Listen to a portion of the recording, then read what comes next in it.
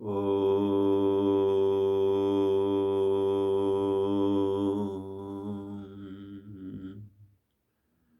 भूर्भुवः स्वः तत्सवितुर्वरेण्यं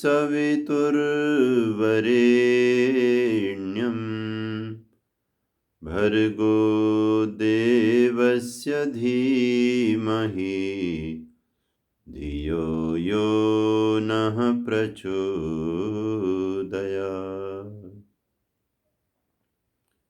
वसुदेवसुतं देवं कंसचाणूरमर्दनं देवकी परमानन्दं कृष्णं वन्दे जगद्गुरुम्। दया तथा आनंद से पूरित जिनका नाम, ऐसे ऋषिवर को मेरा बारंबार प्रणाम। ओम शांति शांति शांति।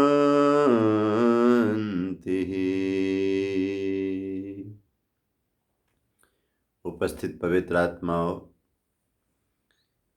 एक छोटे से अंतराल के बाद में फिर से हम लोग भगवान कृष्ण की मंगलमयी वाणी के स्वाध्याय में एक साथ आ रहे हैं। आप सबका अभिनंदन है।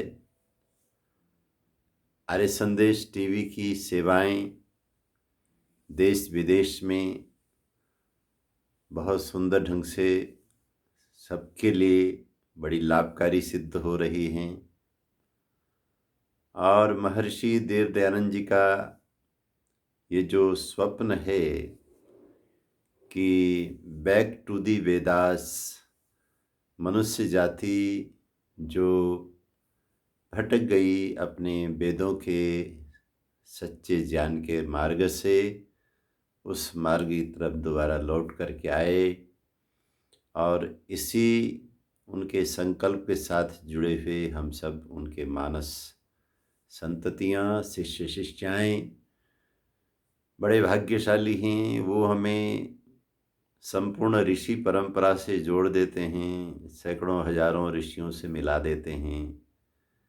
एक तरह से देखा जाए तो जब मैं भगवत गीता कथा करता हूँ तो योगेश्वर भगवान श्री कृष्ण के वास्तविक वक्तव्य से, चिंतन से, मनन से और जीवन से जोड़ने का काम महर्षि दयानंद जी महाराज ने किया है, क्योंकि वो हमें एक ऐसी प्रखर वैदिक दृष्टि देते हैं जिसके माध्यम से हम यथार्थ को समझ पाते हैं। तो इस बार हम चल रहे हैं विगत प्रवचनों में प्रथम अध्याय संपन्न हुआ, उसके बाद दूसरा अध्याय 2 सत्रों में संपन्न हुआ, फिर तीसरा अध्याय भी हम संपन्न कर सके। आर्य संदेश टीवी के इस सुंदर आयोजन में आप सबके साथ वो चर्चाएं संपर्क में आती रहेंगी जब जब आप उन प्रवचनों को सुनेंगे। अब हम चलते हैं चतुर्थ अध्याय में। 18 अध्याय का ये सुंदर पावन ग्रंथ, महान ग्रंथ, जिसके हर अध्याय में अलग अलग विषय हैं। हमारी समझ जब साधारण होती है तो गीता हमें दूसरी तरह से दिखाई देती है, हमारी समझ में और वृद्धि आती है तो गीता का एक दूसरा रूप हमारे सामने आता है। इसी तरह से हम अपनी समझ के अनुसार गीता के अंदर जो श्री कृष्ण की ज्ञान की गंगा बह रही है उससे समवेत हो पाते हैं, जुड़ पाते हैं। तो आइए इस महान वाणी की पंक्ति, प्रशस्ति पंक्ति को गुनगुनाते हैं। ज्ञान की गंगा बहाई है, कृष्ण जी ने गीता गाई है।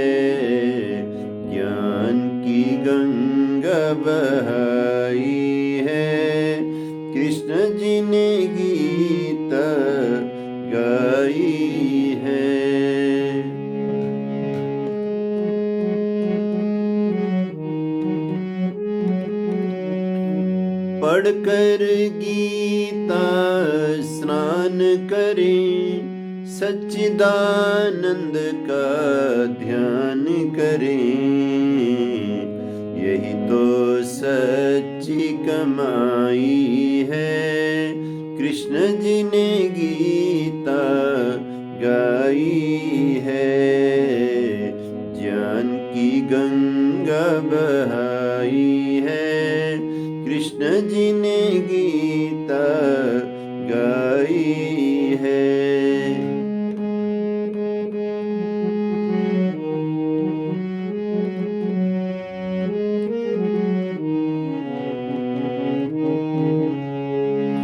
कर्म से जीवन ज्योत जले, हानि लाभ का खेल चले।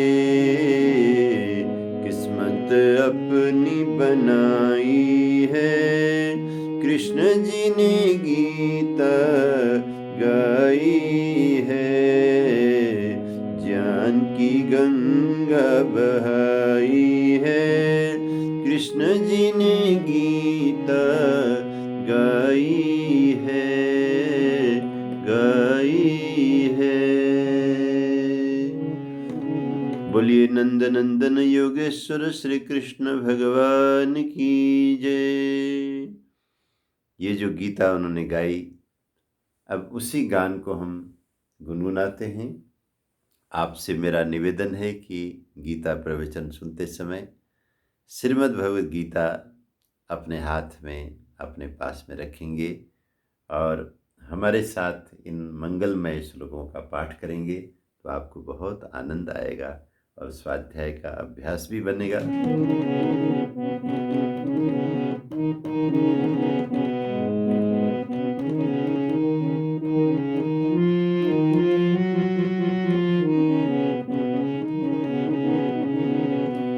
अथ श्रीमद्भगवद् गीता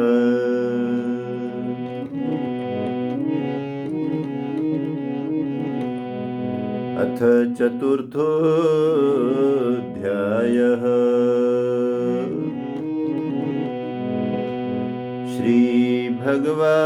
श्रीभगवानुवाच इमं विवस्वते योगं प्रोक्तवान् नहमव्ययम् प्रोक्तवान् अहमव्ययम् विवस्वान् मनवे प्राह मनुरीक्ष्वा कवे ब्रवीत् मनुरीक्ष्वा कवे ब्रवीत्।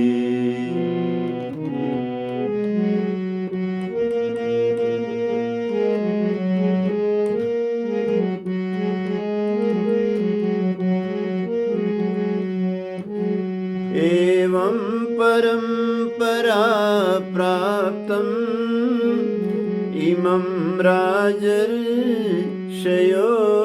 विदुः इमं राजर्षयो विदुः सकाले नेह महता योगो नष्ट परन्तप योगो नष्ट परन्तप। किस तरह से ये अद्भुत योग जो गीता में वर्णित योग है, ये युगों युगों से इस धरा पर अपनाया गया, महापुरुषों के द्वारा सत्पात्रों को दिया गया और फिर दुर्भाग्य से कहाँ पर ये योग विस्मृत हुआ, इसका ऐतिहासिक वर्णन भगवान कर रहे हैं। सैवायं मया तेद्य योगः प्रोक्तः सनातन योगः प्रोक्तः पुरातन। सनातन भी है, ये पुरातन भी है, तो शब्द है पुरातन। सैवायं मया स्यादित्य योगः प्रोक्त पुरातन योगः प्रोक्त पुरातन भक्तोऽसि मे सखा चेति रहस्यम् एतदोत्तमम् रहस्यम् एतदुत्तमम् अर्जुन उवाच अपरं भवतो जन्म परं जन्म विवैश्वत परं जन्म विवैश्वतः कथमेतद्विजानीयाम् त्वमादौ प्रोक्तवानिति त्वमादौ प्रोक्तवानिति।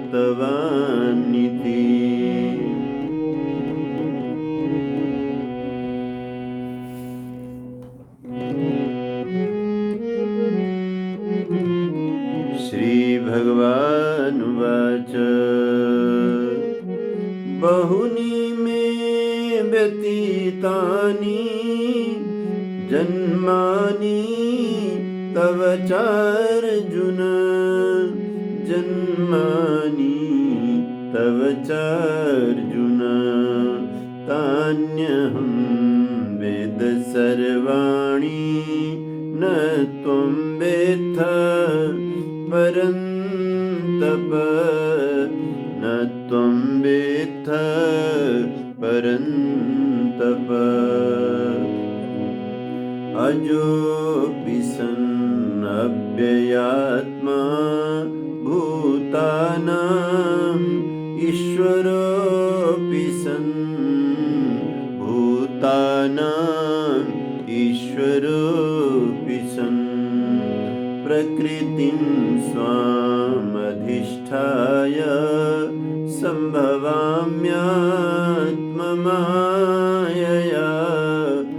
सम्भवाम्यात्ममायया सम्भवाम्यात्ममायया।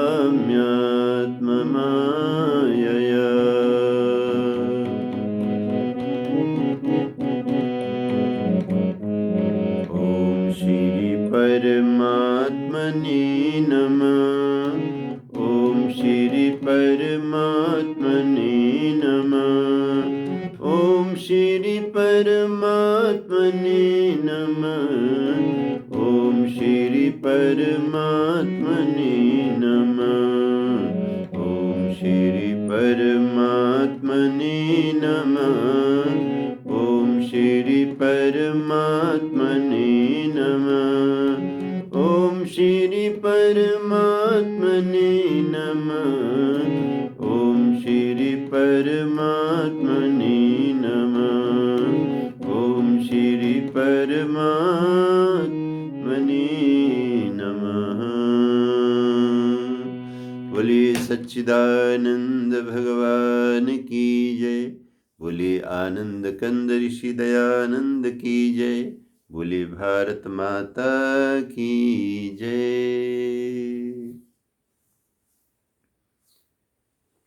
भगवद गीता का चौथा अध्याय ज्ञान कर्म संन्यास योग का अध्याय है। जब हम इस अध्याय को पढ़ते चले जाएंगे और जब ये पाठ संपन्न होगा तो महर्षि वेदव्यास जी समापन में कहेंगे कि ये ज्ञान कर्म संन्यास योग संपन्न हो रहा है। तो इससे स्पष्ट हो जाता है कि पूरे अध्याय का प्रतिपाद्य विषय क्या है। बहुत ही वैज्ञानिक तरीके से गीता का प्रणयन हुआ है। जितने अद्भुत हमारे बाके बिहारी योगेश्वर श्री कृष्ण हैं, नंदनंदन हैं, और जितनी अद्भुत कलाएं उनके अंदर परिपूर्ण हैं, और जिस तरह की अद्भुत वाणी उन्होंने अर्जुन के सामने रखी है, जो ज्ञान परोसा है, उसको उसी रूप में महर्षि वेदव्यास जी ने छंदोबद्ध करके ये बड़ा सुगम बना दिया कि हम भगवान कृष्ण के आशय को समझ सकें। तो जहाँ तक मैं समझता हूँ कि जब तक व्यक्ति भगवद गीता को ठीक से समझेगा नहीं, तब तक कृष्ण को कभी समझ नहीं सकता। इस समय धरा में कृष्ण का पूर्ण स्वरूप अगर कहीं आपको उपलब्ध होता है, तो वो गीता में ही उपलब्ध होता है। जो लोग कृष्ण से प्रेम करते हैं, जो कृष्ण के प्रति बहुत श्रद्धान्वित रहते हैं, उन्हें इस बात का ध्यान रखना चाहिए कि बिना भगवद गीता के आप कृष्ण को नहीं जान सकते, नहीं पहचान सकते, कृष्ण से नहीं मिल सकते। कृष्ण से मिलने का एक ही तरीका है कि हम गीता को पढ़ें, सुनें, एक-एक अक्षर के साथ कृष्ण को हम देखें, कहते हुए, समझाते हुए, तो हमें कृष्ण का पता चल सकता है। मैं इस बात पर पूरी तरह से निश्चय कर चुका हूँ, मुझे ये बात समझ में आ चुकी है कि कृष्ण के नाम से जितना भी पूरे विश्व में धर्म कर्म हो रहा है, कथाएँ हो रही हैं, पूजा पाठ हो रहे हैं, मंदिर बन रहे हैं और तरह-तरह का नाच गान इत्यादि लालित्य की चर्चाएँ हो रही हैं। वो सब सार्थक नहीं हो पा रहा है। क्यों नहीं हो पा रहा है? क्योंकि जो वास्तव में कृष्ण का आशय है श्रीमद् भगवद गीता, उसके ऊपर काम नहीं हो पाया है। और आश्चर्य की बात तो ये है कि गीता के ऊपर भी अगर कुछ काम हुए हैं, तो उसमें ऐसे विचित्र काम हुए हैं कि लोगों ने जो गीता के अध्याय पर माहात्म्य पढ़ना शुरू कर दिया। गीता नहीं पढ़ी, श्लोक नहीं पढ़े, उनका भाष्य, उनका व्याख्यान नहीं समझा कि इस अध्याय के पढ़ने से क्या फल मिलता है। वो एक माहात्म्य भी साथ में लिखने की प्रक्रिया चली। उसी माहात्म्य को पढ़ कर के लोग कहते हैं जी हम रोज़ गीता पढ़ते हैं। भाई ऐसा नहीं है। महात्म्य लिखने वाले ने तो लिखा था कि शायद इस महिमा को पढ़ कर के लोग गीता का पाठ करेंगे, लेकिन हो गया उल्टा कि लोग महात्म्य में ही समाहित होके रह गए, गीता उन्होंने नहीं पढ़ी। तो शायद वो महात्म्य न होता तो गीता पढ़ने के लिए वो कोशिश करते, उन्होंने सोचा कि ये महात्म्य पढ़ लिया तो गीता हमने पढ़ ली। तो ये बड़ा भारी दायित्व है कि हमारे समाज में जो हमारे बड़े लोग हैं, व्यक्ति की ज़िंदगी बचपन से आरंभ होती है और उसका जो वैचारिक स्तर है शरीर के अनुसार ही धीरे-धीरे ग्रो करता है। तो बचपन में जिस तरह के माता-पिता मिलते हैं, गुरुजन मिलते हैं, समाज अगल-बगल में उस बालक को मिलता है, उसी तरह से उसकी बुद्धि का विकास होता है। तो जिस समय कृष्ण के बारे में बचपन में बच्चे को, बेटे-बेटियों को पता चलता है, तो वो जो बचपन में मिलने वाला परिचय है, उस परिचय में गीता का स्थान नहीं रहा। तो भगवान करे कि इस तरह की आवश्यक व्यवस्था को हमारा मनुष्य समाज अवश्य बनाए कि घर-घर में गीता हो, बालक-बालक के हाथ में गीता हो और गुरुजन जब उन्हें लौकिक विद्याएँ पढ़ाएँ तो साथ में 1-2 श्लोक भी गीता के समझा दिया करें, तो फिर हमारी बुद्धि गीता के यथार्थ चिंतन के लिए तैयार हो जाएगी। ज्ञान कर्म संन्यास योग का ये चौथा अध्याय, इसमें आकर के योगेश्वर भगवान श्री कृष्ण ने कहा कि देखो ये जो कर्म योग है, क्योंकि तीसरा अध्याय जो हमने सुना उसमें कर्म योग की महिमा हमने जानी। तो कहते हैं अर्जुन, ये जो कर्म योग का जो सारा का सारा विज्ञान है, ये विज्ञान कोई मैं तुम्हें नई बात नहीं बता रहा हूँ। इस सृष्टि में जो शाश्वत चीज़ें हैं, वो कभी भी नई नहीं होती और ना नई होती है, ना वो पुरानी होती। आप और हम विचार करके देखें, इस समय में चारों धाम के शुभारंभ गंगोत्री, यमुनोत्री, केदारनाथ, बद्रीनाथ का जो मार्ग है, जहाँ से द्वार मिलता है यानी हरिद्वार, वहाँ से आपके सामने भगवद गीता की चर्चा कर रहा हूँ।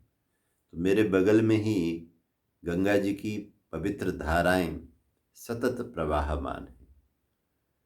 कभी आप आकर के गंगा जी के तट में खड़े होकर, अब तो क्योंकि बहुत ही सुंदर सुंदर घाट बन गए हैं और आपको यहाँ आने के लिए रास्ते भी गडकरी जी ने, हमारी नई सरकार ने अद्भुत रास्ते बना दिए हैं। मोदी साहब की व्यवस्था में, उनके चिंतन में नमामि गंगे मंत्रालय के अंतर्गत नए घाट भी बनाए गए हैं कि हमारी जीवनी को, हमारी जिंदगी को हरा भरा करने के लिए जो पृथ्वी में रस, अमृत रस बहता है, उसमें से एक अद्भुत धारा गंगा जी की धारा है जो गोमुख से निकलती है। तो कभी कोई ऐसा व्यक्ति है जिसको गंगा जी के पास में आके लगे कि ये धाराएं तो अनाकर्षक हैं, बहुत पुरानी हैं, इनकी क्या आवश्यकता है, ये तो मैंने पिछले साल भी देखी थी, मेरे पिताजी ने पहले देखी थी, दादाजी भी यहाँ आते थे, परदादा भी आते थे। अरे भैया, गंगा कभी पुरानी नहीं होती है और गंगा कभी अनावश्यक नहीं होती। ये तो सच है कि ये पुरानी है, लेकिन पुरानी होती हुई भी नित नई है। और एक बात आप देखें कि इसका जो रस है, नित नया रूप लेकर के हमारे आगे से दौड़ रहा है धाराओं के साथ में। क्योंकि भगवद गीता में कहा, रसोहम अप्सु कौन्तेय प्रभास्मि शशिसूर्ययोः। क्योंकि जल के कणों में जो जीवन रस बन करके भगवान स्वयं विराजमान हो रहे हैं, रस उन्होंने डाला हुआ है, इसलिए उसे आप नित नई धारा के रूप में देखते हैं। और जो आता है आनंदित होता है। लोग इन घाटों में बैठ कर के सोचते हैं, ऐसा लगता है कि यहीं रह जाएं, इसी को निहारते रहें, यहीं देखते रहें। तो ठीक इसी तरह से ये जो ज्ञान है, जो सत्य ज्ञान है, ये भी कभी पुराना नहीं होता है, ये नित नया है।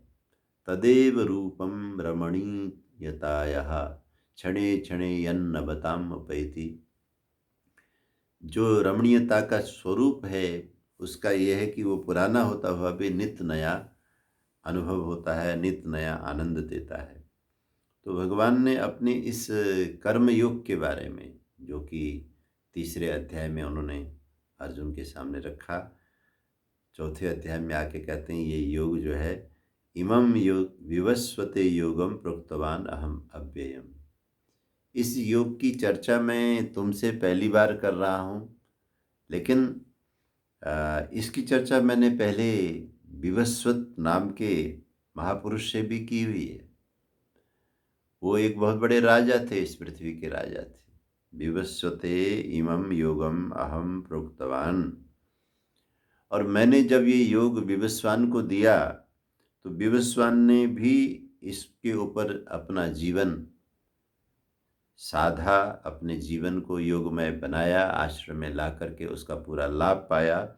और फिर इसे मनु को ये योग उन्होंने सुनाया। विवस्वान मनवे प्राह। एक तरह से हम कह सकते हैं कि ये जो मनुस्मृति है, जिसको महर्षि दयानंद जी महाराज ने सबसे ज़्यादा उदाहरण के लिए प्रयोग में लिया है, मनुस्मृति, क्योंकि वेदों में वर्णित जीवन व्यवस्था का बहुत ही सुंदर छंदोबद्ध वर्णन महर्षि मनु ने किया। और महर्षि जी जिन सत्य से रूबरू हुए, समवेत हुए, सत्य का दर्शन किया, जब महर्षि दयानंद जी ने सोचा कि मैंने जो ये सत्य सूत्र अनुभव किए, मैं इसको किस भाषा में रखूं, तो उन्होंने देखा कि ये तो ऑलरेडी महर्षि मनु जी ने अपनी मनुस्मृति में रखी हुई है। तो उन्होंने वहाँ से लेकर अपने ग्रंथों में, चाहे आप पढ़ करके देखिए, सत्यार्थ प्रकाश उनका कालजयी ग्रंथ है, सत्यार्थ प्रकाश, जिसमें उन्होंने सर्वाधिक श्लोक अगर कहीं से लिए तो महर्षि मनु जी के लिए। और इसी तरह से संस्कार विधि को आप पढ़ करके देखिए, वहाँ मनु जी के श्लोक लिए गए हैं। क्या ब्रह्मचर्य आश्रम हो, क्या गृहस्थ आश्रम हो, क्या राजनीति हो, क्या जीवन जीने की व्यवस्थाएं हों, क्या न्याय व्यवस्था हो, कौन सा ऐसा जीवन का एस्पेक्ट है, साइड है, जिसको महर्षि मनु जी ने न लिया हो। तो कहते हैं विवस्वान नाम के राजा ने जब मुझसे ये योग सुना, लिया और आचरण किया, तो उन्होंने अपना ये ज्ञान मनु जी को दिया और मनु जी ने भी इसका आचरण करके इसे जीवन में ढालकर और पूरी तरह से सबको इसका फायदा पहुंचाने के बाद मनोहु इक्ष्वा कवे अब्रवीत, उन्होंने फिर इक्ष्वाकु नाम के राजा को ये ज्ञान दिया है।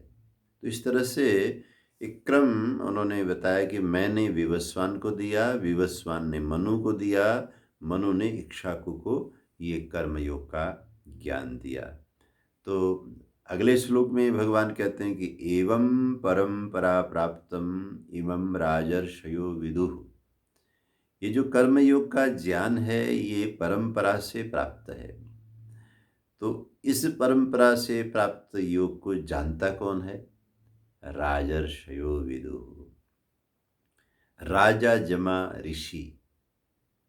इस पृथ्वी में मनुष्य की जो ऊंचाई है, उस ऊंचाई को अगर आपको नापना है तो सबसे सुंदर मेजरमेंट है राजर्षि शब्द। देखिए इस दुनिया में राजा तो बहुत हुए हैं, आज भी हैं, आगे भी होते रहेंगे। राजा राजा तो डाकुओं का भी होता है, लुटेरों का भी सरदार होता है। किसी भी टीम को आप गठित करेंगे तो उसका एक लीडर हमको बनाना पड़ता है।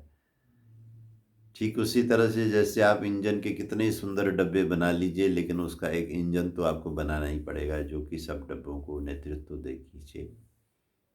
आप कितना ही सुंदर स्कूल बना लीजिए, आपको उसका एक हेडमास्टर बनाना पड़ेगा, कॉलेज का प्रिंसिपल बनाना पड़ेगा। तो ये अवश्यम भावी है, प्रमुखता किसी न किसी को दी जाती है, तब जा कर के कोई व्यवस्था चलती है। तो इतना बड़ा मनुष्य समाज है, इतने सारे देश हैं, तो राजा तो हैं। अमेरिका में आप जाओ तो इस समय जो बाइडन राजा बने हुए हैं, शिन जिनपिंग को आप चीन में राजा बना हुआ देखते हैं। अभी हमारे मित्र राष्ट्र रसिया से आए थे, रूस से, व्लादिमीर पुतिन साहब वहाँ के कितने सालों से राजा बने हुए हैं। नाम अलग हो सकते हैं, कहीं प्रधानमंत्री है, कहीं राष्ट्रपति है, लेकिन हैं वो राजा ही, क्योंकि वो अंतिम व्यक्ति है जहाँ से निर्णय चल पड़ता है, जहाँ जाकर सभी बातें पूरी हो जाती हैं, जहाँ जाकर के अंतिम निर्णय होता है। हम और आप जैसे साधारण लोग जीवन के पहलुओं के ऊपर बातें उठा सकते हैं, लेकिन उसे हम लागू नहीं कर सकते। इसी तरह से इस समय हमारे देश के राजा दामोदर दास नरेंद्र भाई मोदी जी, जो बड़नगर गुजरात के उस इलाके से, बहुत छोटे से परिवार से राष्ट्र की साधना करते करते, समाज सेवा करते करते आकर राजा बने हुए बैठे हुए हैं। तो कहते हैं ये जो राजा बनना है, अलग अलग देश के राजा हैं, कोई पुण्यात्मा है, कोई पापात्मा है, लेकिन है तो राजा ही। तो पुण्यात्मा भी सर्वोत्तम राजा है, लेकिन भगवत गीता में जिस राजा की बात को लेकर योगेश्वर भगवान श्री कृष्ण अर्जुन को एग्जाम्पल दे रहे हैं, गीता के इस चौथे अध्याय से या इस श्लोक से स्पष्ट पता चलता है कि हमारे कन्हैया, हमारे योगेश्वर भगवान श्री कृष्ण नंदनंदन गोपाल इस देश को किसके हाथ में सौंपना चाहते थे। वो इस आर्यावर्त का नेतृत्व किसको देना चाहते थे? वो विवस्वान जैसे राजा को देना चाहते थे, मनु जैसे राजा को देना चाहते थे, इक्ष्वाकु जैसे राजा को देना चाहते थे। लेकिन ये लोग तो राज करके जा चुके हैं। न पृथ्वी में उस समय द्वापर युग में विवस्वान थे, न मनु थे और न इक्ष्वाकु थे। तो अब हमें ऐसा व्यक्ति कहाँ से प्राप्त होगा? तो भगवान ने इसकी भूमिका बनाई है, वो व्यक्ति को पैदा करना पड़ेगा, व्यक्ति बनाना पड़ेगा। और ध्यान रखना, यही संसार की खूबी है कि यहाँ जब आप निर्माण करते हो तो चीज़ें बन जाती हैं, निर्माण करते हो तो जीवन बन जाते हैं, निर्माण करते हो तो व्यक्ति बन जाते हैं, जो नहीं था वो बन जाता है। क्योंकि यहाँ पे रॉ मटेरियल तो है, साधन तो हैं, तो आवश्यकता है निर्माणकर्ता की। इसलिए हमारे यहाँ पे कहा कि ये जो 3 सत्ताएँ हैं, ये मानव के लिए बहुत बड़ी सत्ताएँ हैं। ये वो अगर ये सत्ताएँ अपने में पूर्ण हो जाएँ तो पृथ्वी का दैवीकरण हो जाए। तो कहते हैं मातृदेवो भव, क्योंकि माता बनाने वाली होती है। पितृदेवो भव, पिता बनाने वाला होता है। आचार्य देवो भव, त्रिदेव जो विद्या है हमारे यहाँ की, ये इतनी कमाल की विद्या है कि अगर ये सही व्यक्ति हों तो मानव समाज का एक नया स्वरूप पृथ्वी में खड़ा हो सकता है। तो इस समय मैं भगवद गीता के जिस मोड़ से हम लोग निकल रहे हैं, चौथा अध्याय शुरू हो रहा है, यहाँ पे अर्जुन को एक नया रूप देना चाहते हैं सद्गुरु योगेश्वर भगवान श्री कृष्ण। कृष्णम वंदे जगद्गुरुम। और स्वयं अर्जुन ने भी दूसरे अध्याय में बोला कि शिष्यस्ते हम साधि माम तम प्रपन्नम, मैं आपका शिष्य बन गया हूँ, इसी समय से पूरी तरह से मैं समर्पित हूँ। आप मेरे मार्गदर्शक गुरु हैं, अब मेरे ऊपर शासन कीजिए, मुझे बताइए मुझे करना क्या चाहिए। तो उस एक तो संसार की आवश्यकता, भारतवर्ष की आवश्यकता, आर्यवर्त की आवश्यकता, श्रेष्ठतम जो वैदिक आर्य परंपरा है इसकी आवश्यकता, और दूसरा अर्जुन की पात्रता को देख करके बहुत बढ़िया एग्जाम्पल भगवान दे रहे हैं कि इमं राजर्षयो विदुः, जो मैंने ये कर्मयोग के बारे में तुम्हें ज्ञान दिया है इसको राजर्षि लोग जानते आए हैं। तो केवल राजा होना, चाहे वो राजा अधार्मिक राजा होना तो बहुत सरल है, धार्मिक राजा होना उससे मुश्किल है, लेकिन राजा जमा ऋषि होना उससे भी मुश्किल है। तो ये पृथ्वी का सर्वोपरि मानव का स्वरूप हो जाएगा कि एक आदमी राजा भी हो, इतने बड़े देश की सेवा को धर्मपूर्वक करता हो, साथ साथ में जीवन कैसा हो, ऋषियों जैसा हो। तो अकेला राजा बनना भी शायद आसान है, और अकेला कोई ऋषि हो जाए वो भी शायद आसान है, लेकिन एक ही आदमी राजा भी हो, ऋषि हो, ये बहुत ही मुश्किल और दुष्कर कार्य है। और हमारे ठाकुर, हमारे योगेश्वर श्री कृष्ण एक ऐसे ही मानव की तलाश में, एक ऐसे ही मानव की रचना में लगे हुए हैं, तभी वो एक बन गए हैं, ड्राइवर बन गए हैं, कोचवान बन गए हैं, घोड़े हाँक रहे हैं, उनको चारा खिला रहे हैं, उनको नहला रहे हैं, घोड़े को आराम दे रहे हैं, और युद्ध के मैदान में डटे हुए हैं इस भावना के साथ में कि अगर इस योग विद्या को मेरा अर्जुन धारण कर लेगा, और ये राजा तो है ही है, कुल से राजा है, संस्कारों से राजा है, गुणों से राजा है, अगर इसमें ऋषित्व भी आ जाएगा, योग भी आ जाएगा, तो मेरा काम बन जाएगा। भारतवर्ष के लिए एक नेतृत्व जो मैं ढूंढ रहा हूँ वो मुझे मिल जाएगा। तो भगवान कहते हैं सकाले नेह महता योगो नष्ट परंतपः। यहाँ पे जैसा संवाद चल रहा है उसी तरह का संबोधन भी आया है कि परंतपः। अर्जुन को यहाँ पे बोला गया कि तू कोई साधारण व्यक्ति थोड़ा ही है, तू तो दुश्मनों के छक्के छुड़ाने वाला परंतप है। कि वो जो मैंने योग के बारे में विवस्वान को बोला था, विवस्वान ने मनु को बोला था, मनु ने इक्ष्वाकु को बोला था, वो जो योग है, राजर्षि बनने का योग है, वो योग काल महता कालेन, समय के एक बहुत बड़े आयाम के कारण। आपको पता है समय अदृश्य सत्ता है, लेकिन वो एक सत्ता है, और उसका जैसे उसका पूरा प्रभाव हम सबके ऊपर है। वस्तु मात्र में है, सत्ता मात्र में समय का प्रभाव है। अभी मैंने आपके समक्ष भगवद गीता की ज्ञान चर्चा शुरू की, लेकिन कुछ समय निकल चुका है, वो निकल चुका है, अब वो समय मेरे पास में नहीं। तो अगले जो मिनट के रूप में, भविष्य के रूप में समय है, उसी में मैं आपसे कुछ कह सकता हूँ जो अगले श्लोक पढ़ें। तो आपने देखा है कि समय कितना प्रभावशाली है। बहुत अच्छी बात है कि आप कोई बहुत ही कोमल सूती वस्त्र या कोई साड़ी लेकर के किसी बिल्कुल अच्छी नई अलमारी में ताला लगा के रख दीजिए। जहाँ कोई बाहर की धूल, मिट्टी, हवा कोई चीज़ जाती नहीं, बिल्कुल बढ़िया है। सालों साल उस चीज़ को वहाँ पड़े रहने दीजिए। एक समय आएगा जब आप उस धोती को, साड़ी को निकाल लेंगे तो वहीं पे वो गला हुआ मिलेगा।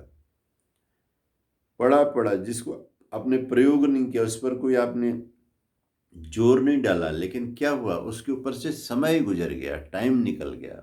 50 साल आपने रखा, 60 साल रखा, तो 60 साल में वो कपड़ा वहीं पड़ा-पड़ा पतला-सा सूती कपड़ा गला हुआ मिलेगा। आप उठा के देखेंगे, ऐसे वो झिर्रियाँ उसकी निकल जाएँगी, तारें निकल जाएँगी, क्योंकि समय का प्रभाव पड़ा। 10 साल पहले हम जिस व्यक्ति को मिलते हैं और 10 साल तक न मिलने के बाद जब मिलते हैं, व्यक्ति पहचान में नहीं आता है, सारा शरीर उसका बदल चुका होता है। तो कहते हैं ये जो काल है ना, ये जो समय है मेरे प्यारे अर्जुन, ये जब बहुत बड़ा हो जाता है, कालेन इह महता, इस संसार में ये जो समय का आयाम है, ये बहुत सी चीज़ों को गायब कर देता है, बहुत सी चीज़ों को प्रकट कर देता है, बहुत सी चीज़ों की सूरत बदल देता है। तो कहते हैं ये जो मेरा योग है, जो मैंने बोला था इतने बहुत पहले विवस्वान नाम के राजा को बोला था, उस योग नष्ट हो गया। यानी नष्ट का एक अर्थ लोग ऐसा मानते हैं, नष्ट माने बिल्कुल ख़त्म हो जाना। लेकिन संस्कृत में अगर हम जाते हैं, अद्भुत लैंग्वेज है विश्व की संस्कृत भाषा। तो ये नष्ट शब्द जिस धातु से बना है, णस अदर्शने, इस धातु से बना है। नष्ट का मतलब खत्म होना नहीं होता है। नष्ट का मतलब होता है कि न दिखाई देना, वो कहीं छिप गया, वो कहीं किसी पर्दे की ओट में विस्मृति के कहीं गर्त में चला गया। वो है जरूर, लेकिन उसका समण अब नहीं रहा। तो कहते हैं सएवायं मया तेद्य युग प्रोक्त पुरातन, भक्तोऽसि मे सखा चेति रहस्यं हेतदुत्तमम्। वही, कोई नया नहीं, कोई कल्पित नहीं, कोई नवनिर्मित नहीं, वही सनातन सत्य जो व्यक्ति को राजर्षि बनाता है, कर्मयोग, वही योग जो मैंने विवस्वान को बोला था, उसी योग को मैंने अद्य आज नए सिरे से तुम मिल गए हो, नया ये दृश्य बन गया है, नया नज़ारा समय ने प्रस्तुत किया है। विश्व युद्ध के इस भयानक मुहाने पर हम और तुम हैं। तो मैं ये योग, अद्भुत योग जो राजर्षि लोगों के द्वारा आचरित योग है, वो मैंने तुमको आज सुनाया है। पुराना ये ज्ञान है, और सुनाया भी क्यों है, आज तक मैंने औरों को क्यों नहीं सुनाया। बहुत साल हो गए मुझे इस धरती में आए हुए और बहुत से काम करते हुए, लेकिन मैंने आज तक किसी और को क्यों नहीं सुनाया। इसलिए नहीं सुनाया कि मुझे तुम्हारे जैसा कोई भक्त नहीं मिला था, भक्तों सी में। इसलिए नहीं सुनाया कि मुझे तुम्हारे जैसा कोई सखा परम मित्र नहीं मिला था। दोनों चीज़ें भी, जैसे राजा और ऋषि में बहुत अंतर है, और दोनों का संयोग हो जाए किसी एक व्यक्ति में, ये बहुत बड़ी घटना है। ठीक इसी तरह जिसको ये ज्ञान देना था, उसमें दो चीज़ें हों, वो भक्त भी हो और वो सखा भी हो। बहुत बार आप किसी को अपना मान करके दिल की बात कहते हो, और बड़ी भक्ति भावना से वो आपकी बात सुनता है, लेकिन सुनने के बाद में फिर एक ऐसा मोड़ आता है, वो कहता है ठीक है, उन्होंने बोल दिया होगा, कह दिया होगा, कोई बात नहीं, अभी तो मुझे ये करना है। वो बिल्कुल ओवरलैप कर देता है, डिलीट कर देता है, ख़त्म कर देता है।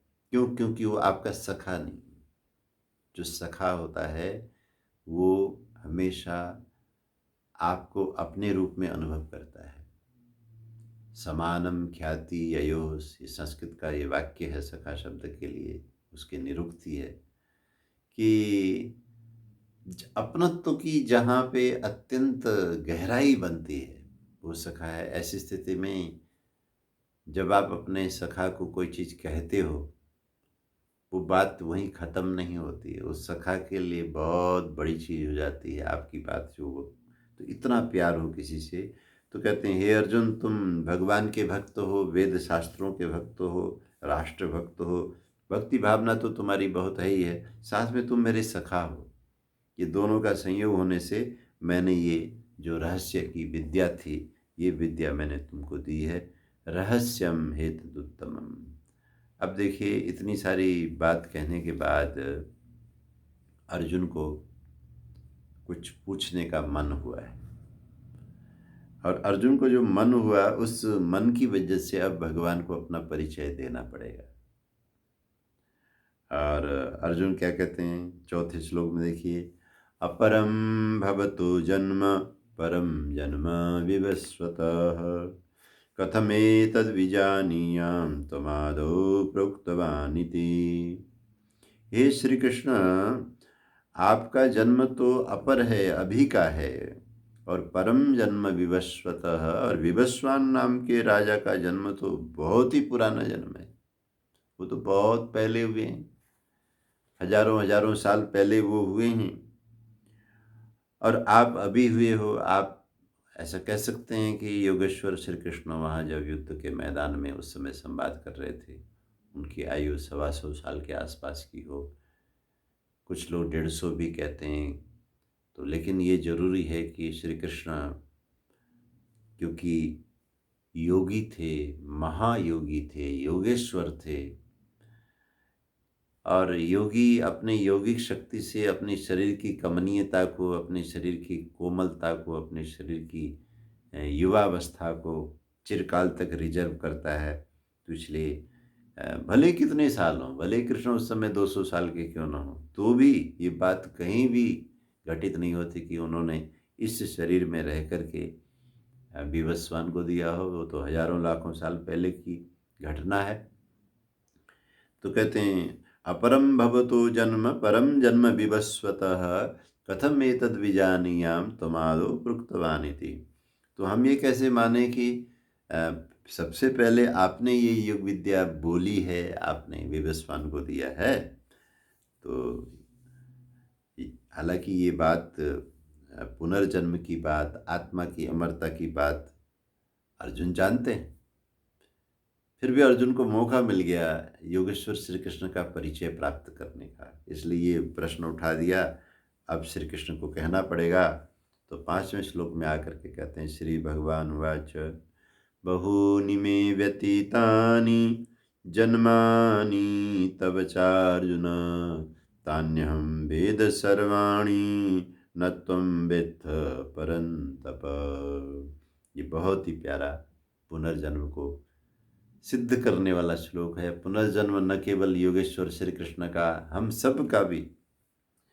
बहूनि में व्यतीतानि, ये मेरे प्यारे अर्जुन, मेरे बहुत सारे जन्म हो चुके हैं, और न केवल मेरे हो चुके हैं, तेरे भी बहुत सारे जन्म हो चुके हैं।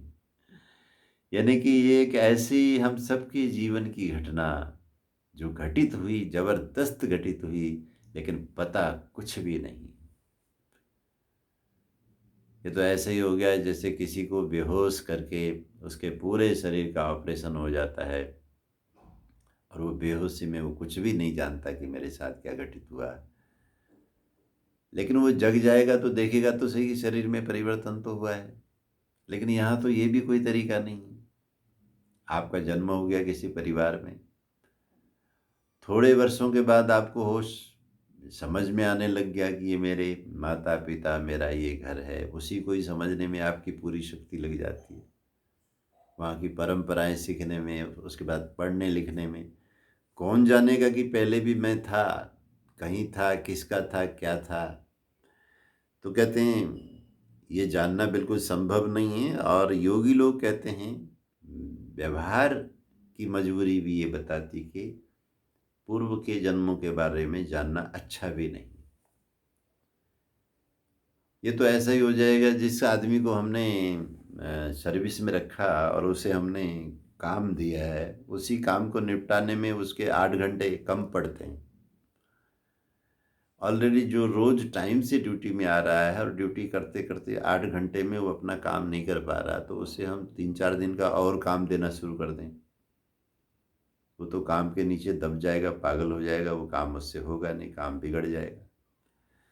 तो भगवान ने जीवन को और संसार को इतना वैज्ञानिक तरीके से बनाया है कि हमारे पास में जो मन है, जो बुद्धि है, जो हमारी मेमोरी है, जो हमारी समझ शक्ति है, जो हमारे शरीर का सामर्थ्य है, वो सब इस एक जन्म के कार्य के लिए काफ़ी है, एक जन्म के लिए ही है। अगर हम अन्य जन्मों को भी इसके साथ में जोड़ देंगे तो ये जीवन भी बर्बाद हो जाएगा, ये जीवन भी चलेगा नहीं। इसलिए भगवान बहुत कृपा करते हैं, विस्मृति में सब चीज़ों को डाल देते हैं। तो कहते हैं, और ये जो स्मृति किसको बनती है? अच्छा, विस्मृति में सब कुछ है। पूर्व जन्म में आप क्या थे, मैं क्या था, हमारे रिश्तेदार क्या थे, हमारी पत्नी क्या थी, हमारे बच्चे क्या थे, सबके जन्म हुए हैं। अपरम भवतो जन्म परम जन्म विवस्वतः। जब उन्होंने पूछा कि आपका जन्म तो अभी का है और विवस्वान का जन्म पहले का है, तो उसी का जवाब देते हैं भगवान कहते हैं, बहूनि मे व्यतीतानि जन्मानि तव चार्जुन तान्यहं वेद सर्वाणि न त्वं वित्थ परन्तपः। हे परंतप अर्जुन, जितने भी मेरे जन्म हुए हैं वो थोड़े नहीं हुए हैं, बहुत जन्म हुए हैं। लोग केवल कृष्ण के 24 अवतारों की बात करते हैं। यहाँ जरा इस श्लोक को तो पढ़िए भाई साहब, ध्यान रखिए, ये असंख्य जन्मों की बात आ रही, बहुत जन्मों की बात आ रही। और जैसे मेरे जन्म हुए हैं हे अर्जुन, इसी तरह से तब च तेरे भी बहुत सारे जन्म हुए हैं। लेकिन फर्क क्या है? तान्यहं वेद सर्वाणि, उन सभी जन्मों को मैं जानता हूँ। न तुम वित्थ परंतपः। हे दुश्मनों के छक्के छुड़ाने वाले बहादुर वीरवर अर्जुन, इन सारे जन्मों को तुम नहीं जानते, बिल्कुल नहीं जानते। और दूसरे अर्थ में हमारे कन्हैया बांके बिहारी जो बहुत ढंग से खड़े होते हैं, एक पैर के सहारे दूसरे पैर को टेढ़ा करके बंसरी बजाते हैं, मुस्कुराते हैं, क्योंकि अलग अलग कलाओं में वो हमेशा हर तरफ से सजते हैं, बनमाली हैं। जब वो फूलों की माला उनके गले में आती है और भी वो खूबसूरत हो जाते हैं। तो आप नहीं जान सकते कि वो अंदर से कितने खूबसूरत हैं, कितना ज्ञान उनमें भरा हुआ है, कितना योग, कितने रहस्य, कितने अद्भुत प्रकार की विभूतियाँ उनके अंदर हैं। तो उसका वर्णन परिचय हम इस चौथे अध्याय में प्राप्त कर रहे हैं कि अब हम और आप विचार करके देखें। ये जो आप लोग गीता सुन रहे हैं, सभी आर्य भाई बहनों से, सभी पूजनीय आर्य विद्वानों से, सन्यासियों से भी मैं कहना चाहूँगा, क्या आप और मैं, क्या आप सब जो भगवान कृष्ण को बहुत हल्के में लेते हैं, हम लोग हमें कहते हैं हमारे जैसे इंसान थे जी, इस श्लोक के माध्यम से हम कृष्ण के सामने खड़े हो सकते हैं। अर्जुन भी, बंधु जी, अर्जुन भी नहीं जानता है, न तुम वेत्थ। और अर्जुन की जो ऊंचाई है वो हम और आपसे मेरे बंधु बहुत बड़ी ऊंचाई थी। जिस तरह का उनका कुल था, जिस तरह के उनका बोध था, जिस तरह के उनके नॉलेज थे, जिन जिन लोगों का उन्होंने संग किया, पूर्व जन्मों से वो आत्मा जिस तरह से तैयार हो रही थी, अर्जुन की ही स्थिति हमसे बहुत ऊंची है। तो इतनी ऊंची स्थिति के महापुरुष को ही श्री कृष्ण कह रहे हैं कि न तुम वेत्थ, तुम बिल्कुल भी नहीं जानते। और फिर कृष्ण की ऊंचाई कितनी होगी, तान्यहं वेद सर्वाणि, उन सभी जन्मों को मैं जानता हूँ, उन सभी जन्मों को मैं जानता हूँ हे परंतप। और दूसरी बात क्या है, अजोऽपि सन् अव्ययात्मा भूतानां ईश्वरोऽपि सन् प्रकृतिं स्वामधिष्ठाय सम्भवाम्यात्ममायया। अजोऽपि सन् अव्ययात्मा भूतानां ईश्वरोऽपि सन् प्रकृतिं स्वामधिष्ठाय सम्भवामि आत्ममायया। अब ये ऐसे संवेदनशील श्लोक हैं जिनको ठीक से न समझने के कारण से हमारा हिंदू समाज तरह तरह के संघर्षों में, वाद विवाद में धंस करके रह गया। और बहुत जगह में तो आर्य समाज का भी बहुत सारा समय इन चीज़ों में चला जाता है और किसी निष्कर्ष पे हम समाज को नहीं ला पाते। आप किसी बात को ये कहे कि मैं तो ऐसा मानता हूँ कहकर बैठ सकते हैं, लेकिन मार्गदर्शन अगर नहीं होगा, समाज अगर जगेगा नहीं, समाज अगर जुड़ेगा नहीं, तो पुरुषार्थ तो व्यर्थ चला गया। इस श्लोक में आप देखिए, छठे श्लोक में जो ये बात कही जा रही है, योगेश्वर श्री कृष्ण कहते हैं कि मैं अजो पिशन। श्री कृष्ण अपना एक दूसरा पहला परिचय हमने यहाँ देखा, जब ये देखा कि अर्जुन के सखा होते हुए भी, अर्जुन के समक्ष होते हुए भी, अर्जुन जैसे मानवीय शरीर में होते हुए भी कृष्ण में ये बहुत बड़ा अंतर है कि वो पूर्व के सभी जन्मों को जानते हैं और अर्जुन बिल्कुल भी नहीं जानता।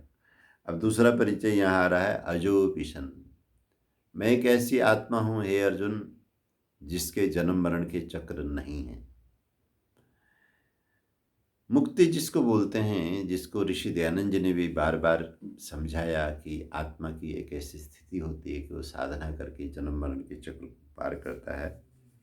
तो जब कोई चेतना जन्म मरण के चक्र को पार करती है तो अजय हो जाती है और अपनी अव्यय रूप में वो चला जाता है, तो अव्यय आत्मा हो जाता है। इस समय हम लोग जो शरीर में रहते हैं, शरीर को ही अपना आपा मानते हैं, तो हमारा ये जो जीवन है वो व्यय आत्मा है, अव्यय आत्मा का नहीं।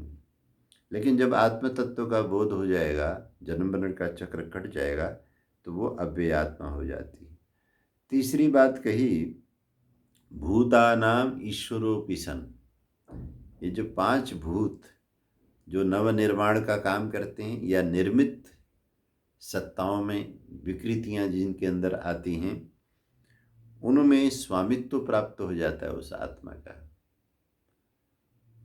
यह एक ऐसी स्थिति बताई गई, एक है बद्धात्मा जैसे हम लोग हैं, दूसरे हैं मुक्तात्मा जो कि शरीर से परे हैं और पूर्ण अपने रूप में हैं, आनंद में हैं, परब्रह्म में हैं। लेकिन एक और चीज, एक और परिचय आत्मा का यहाँ आ रहा है कि प्रकृतिम स्वाम अधिष्ठाय संभवामि आत्ममायया। तो कहते हैं कि मैं क्या करता हूँ कि अपनी प्रकृति को, जो कि मुझे चाहिए होती है शरीर को के लिए या जगत में काम करने के लिए, सुंदर सृष्टि की भलाई के लिए, लोक संग्रह के लिए, उस अपनी प्रकृति को दूसरा जो मेरा अपना योग ऐश्वर्य है, जो मेरे अंदर शक्तियां हैं, उन सब का अधिष्ठान करके आत्ममाया संभवामि, मैं अपनी स्वेच्छा से, अपनी अभिलाषा से, अपने परोपकार की वृत्ति के साथ में संभवामि प्रकट होता हूँ, जन्म लेता हूँ। तो यहाँ एक तीसरी कोटि की आत्मा की चर्चा गीता में दिखाई देती है। वैसे तो आप में से जो लोग बुद्धिमान हैं, चिंतनशील हैं, मननशील हैं, स्वतंत्र हैं इन सूत्रों के बारे में कोई और अच्छे अर्थ निकालने में, लेकिन मैं जिस अनुभव तक पहुंचा हूं और जिन योगियों के, अनुभवी लोगों के सारे शास्त्रों को, योग दर्शन को भी पढ़ने से और महर्षि देवदयान जी की जीवनी से भी, उनके चिंतन मनन से भी गुजरने से ये बात मुझे समझ में आ रही है कि जो बंधन में आत्मा है, अगर उससे मिलना है तो आप मिलिए अर्जुन से, जो कि मानव शरीर में इस समय है। और जो मुक्ति में जो आत्मा है उससे भी मिलिए भगवान कृष्ण से, वो शरीर में होते हुए भी मुक्ति में है। एक व्यक्ति बंधन में है क्योंकि वो शरीर में है, एक व्यक्ति मुक्ति में है क्योंकि वो अशरीर स्थिति में ब्रह्मलोक में है, एक व्यक्ति शरीर में भी है और मुक्त में भी है, मुक्ति में भी है, उसका नाम है योगेश्वर श्री कृष्ण। तो कहते हैं जन्म, इस तरह से हम देखेंगे तो जन्म 2 तरह का हो जाता है। एक वो जन्म है जो बंधन से होने वाला जन्म है, और दूसरा जन्म ये है कि जो मुक्ति से होने वाला जन्म है। कि आत्मा की एक ऐसी स्थिति भी बन सकती है, जो आत्मा चाहती है कि मैं भगवान की सृष्टि में अपनी सेवाएं दूं और मुझे शरीर मिले, तो वो अपने स्वेच्छा से अपने शरीर को प्राप्त कर सकता है। ऐसा सृष्टि में, ब्रह्मांड में नियम, एक एक्सक्लूसिव नियम है, जिसके अंतर्गत मुक्त आत्मा का इस धरा में आगमन होता है। और उनके बश में वो प्रकृति के बश में नहीं होते, प्रकृति उनके बश में होती है। आत्म माया संभवामी, और वो सदा अव्यय आत्मा होते हैं। वो हमें लगता है कि वो शरीर में रह रहे हैं, वास्तव में वो अपनी आत्मसत्ता में रह रहे हैं। और वो मृत्यु से उनको डर नहीं लगता, क्योंकि वो गुणातीत हैं। तो कहते हैं अजोपि सन् अव्ययात्मा भूतानां ईश्वरोऽपि सन् प्रकृतिं स्वामधिष्ठाय संभवाम्यात्माया। तो कहते हैं ये जो तुमने प्रश्न उठाया है कि ये जो कर्म योग है, ये मैंने इक्ष्वाकु को कैसे दिया, या उन्होंने मनु को कैसे दिया, मनु ने आगे कैसे दिया, उसका कारण ये है कि इस तरह के जन्म मैं लिया करता, और समय समय पर इस योग को सुपात्रों को दिया करता हूँ। इस तरह से एक बिल्कुल रहस्यमयी दुनिया में योगेश्वर श्री कृष्ण ले जा रहे हैं। दुनिया में देखा ये जाता है कि बहुत सी चीज़ें किसी को तब तक समझ में नहीं आती जब तक उसकी अपनी स्थिति अच्छी नहीं होती। हमारी दुविधा क्या है कि हम अपनी स्थिति को उन्नत नहीं करते हैं, और अपनी बहुत लोअर स्थिति में रहकर बहुत बड़ी बात समझने के लिए जोर लगाते हैं, और समझ में ना आए तो समझाने वाले व्यक्ति में हम दोष देखते हैं कि ये पाखंड की बात कर रहा है, ये नासमझी की बात कर रहा है, ये असंभव परिकल्पना करता है, सृष्टि नियम के विपरीत बोलता है। बहुत से धार्मिक लोग, मैं ये निवेदन भी करूँगा कि बहुत से उपदेशक आचार्य गणों से भी ये भूल हो रही है कि अभी अपनी आँख साधना से हमने खोली नहीं है, और हम कृष्ण जैसे रहस्यमय व्यक्तित्व के ऊपर फैसले लेकर के जब आते हैं, ये बहुत गलत हो जाता है। हमें उसके लिए साधना की ऊंचाई प्राप्त करनी होगी। एक चर्चा सुना करके कहते हैं, एक आदमी था, उसकी आँखों में ज्योति नहीं थी, नेत्र विहीन आदमी था। जैसे इन दिनों सर्दी के दिन हैं, आप लोग शहरों में होंगे, अलग अलग शहर में, अलग अलग देश में अलग अलग टेम्परेचर इस समय होगा, क्योंकि आज सन 2021 में दिसंबर महीने की 11 तारीख की प्रभात बेला में मैं ये भगवान की वाणी की सेवा कर रहा हूँ, हरिद्वार से, गंगा मैया के तट से, वैदिक योगाश्रम से। तो इस समय बहुत ठंड यहाँ पर है। तो कहते हैं ऐसी किसी भयानक, इससे भी ज़्यादा ठंड में, बर्फीली जगह में वो आदमी था। उसका एक मित्र था, मित्र के पास आँखें थीं, और उस मित्र के साथ में उसकी ज़िंदगी चल रही थी। दोनों भिक्षुक टाइप के लोग थे, यात्राएं करते थे।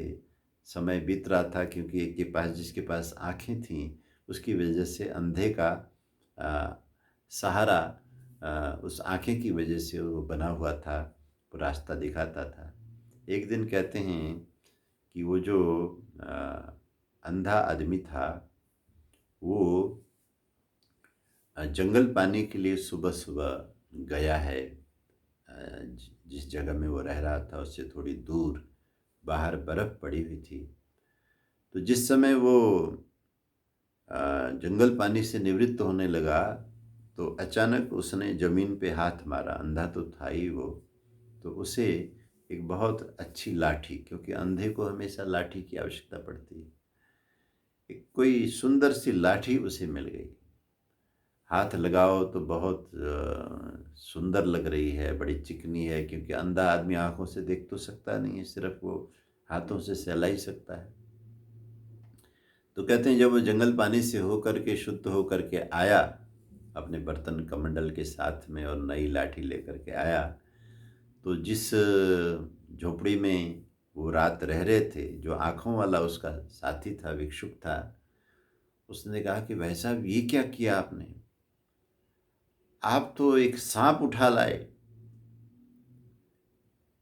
आपको क्योंकि दिखाई नहीं देता तो आपने छू करके देखा, भाई साहब ये तो सांप है। अभी क्योंकि बर्फ़ की वजह से, ठंड की वजह से ये अकड़ा हुआ पड़ा है, इसको जल्दी से जल्दी फेंक दो। तो ध्यान रखना कि जब आपके मन में खोट होता है तो अच्छे आदमियों का, हितैषी का, सखा का, प्रेमी का, गुरुजनों का, शास्त्र का उपदेश भी आपको दोषपूर्ण दिखाई देता है। तो कहते हैं उस नेत्र विहीन आदमी ने अपने दोस्त को कहा कि ये जो मुझे मुश्किल से मेरी पुरानी लाठी खराब हो गई थी, बहुत उसमें गांठें निकल आई थी, टूट गई थी, उसे मैं बहुत दिनों से सोच रहा था कि मुझे कोई नई लाठी मिले मिले आज मेरा भाग्य जगा और मुझे ये नई लाठी प्राप्त हुई। क्योंकि तुम्हें दिखाई देता है इसलिए तुम्हें द्वेष है, तुमसे मेरे हाथ में ये नई लाठी भी देखी नहीं जा रही और इतना गलत उदाहरण दे रहे हो कि ये सांप है। ये कौन कहता है ये सांप है? क्या मैं इतना भी नहीं जानता? मैं आँखों से अंधा हूँ, तो क्या मुझे ये भी नहीं पता कि ये सांप है या लाठी है? अरे किसी से ईर्ष्या करने की भी कोई सीमा होती है। ठीक है, तुम आँखों वाले हो, तुम्हें दुनिया दिखाई देती है, मैं अंधा हूँ। किसी अंधे का, मेरे मित्र, ऐसा अपमान तो ना करो। उसकी एक लाठी को तुम सांप बोल दो और उसकी वो लाठ, ताकि वो फेंक दे और अपनी पुरानी वही गंदी लाठी के सहारे वो चले। अपने दोस्त की इतनी छोटी सी तरक्की तुमसे देखी नहीं जा रही। न जाने कितने इल्ज़ाम उसने लगाने शुरू कर दिए। तो जो आँखों वाला मित्र था वो एक तरफ अपने दोस्त का बदला हुआ मन देख रहा है कि कितने सारे इल्ज़ाम ये मुझे लगा रहा है, और क्योंकि इसके पास आँख है नहीं, क्योंकि इसके मन में मेरे प्रति दोष ही दोष भर गए हैं, अवज्ञा ही अवज्ञा भर गई है, और मैं इसको दिखा नहीं सकता कि मेरे दोस्त जो तू कह रहा है वो गलत है, जो मैं कह रहा हूँ वो ठीक है। ये लाठी नहीं, ये सांप है। ये क्योंकि भयानक इस समय बर्फ़ पड़ी हुई है इसलिए ये अकड़ा हुआ है, मरा हुआ है। लेकिन जैसे जैसे दिन चढ़ेगा, सूर्योदय हो जाएगा, जैसे जैसे किरण पड़ेंगी, जैसे जैसे ऊष्मा बढ़ेगी, ये बर्फ़ इसमें से गल जाएगी, ये सांप जगेगा और कुछ भी अनहोनी हो सकती है। कहते हैं बहुत उस मित्र ने उसको समझाया प्यार से, लेकिन वो नहीं माना, और देखते देखते कुछ घंटों के बाद में बर्फ़ पिघली, वो सांप जगा और उस सांप ने उस अंधे को डंक मारा और उसकी मृत्यु घटित हो गई।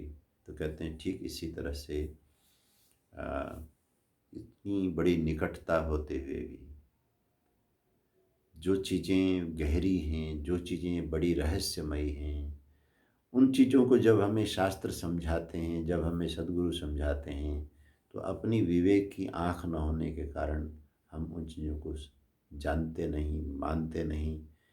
तो मुझे लगता है कि कृष्ण को जानना और मानना भी, उसके लिए हमें एक तरह की साधना की आँख की ज़रूरत है कि कृष्ण की क्या ऊंचाई है, किस स्तर में वो इस जगत में आए हैं, किस लिए आए हैं, और क्यों अर्जुन को उन्होंने चुन करके ऐसा अद्भुत कर्मयोग का जो ज्ञान उन्होंने दिया है। तो आज समय अधिक हो रहा है तो चर्चा को यहाँ विराम देते हैं, और कल हम समझेंगे कि कृष्ण जो अपना परिचय दे रहे हैं उसके बाद अर्जुन को कोई और संशय होता है क्या।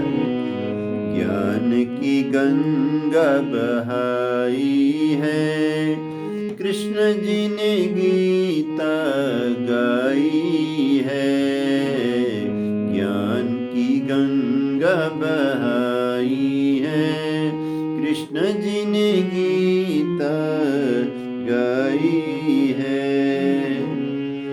कर्म से जीवन ज्योत जगे, हानि लाभ का खेल चले, किस्मत अपनी बनाई है। कृष्ण जी ने गीता गाई है, ज्ञान की गंगा बहाई है। कृष्ण जी ने गीता गाई है, गाई है, गाई है। बोलिए सच्चिदानंद भगवान की जय। आप सबने बहुत प्रेम से इस चर्चा को सुना। भगवान सबका मंगल करें। ओम शम।